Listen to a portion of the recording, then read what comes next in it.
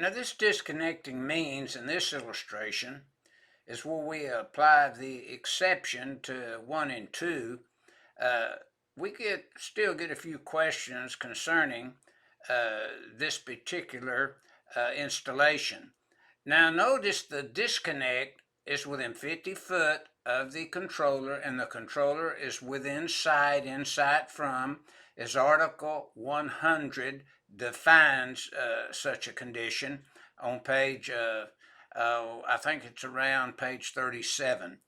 Now, that's okay, we comply, but now notice the motor is not within sight, but we can lock the disconnect 1 in the open position and place a lock there.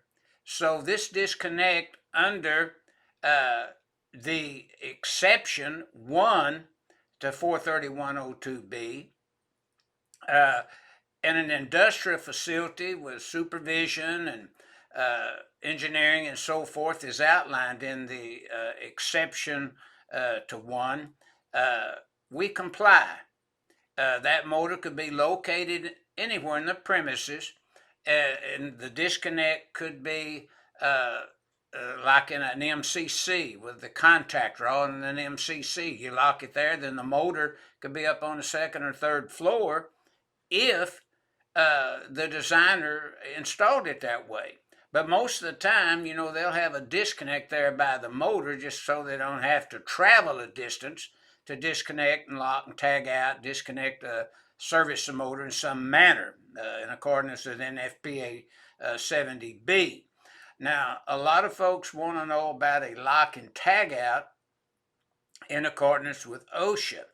Well, if you look at OSHA 1910.333B as in boy 2, you'll pick up OSHA's lock and tag out procedures, which correlate with this exception that we're looking at in NEC 430.102B, exception to 1 and 2, or A and B as some people say.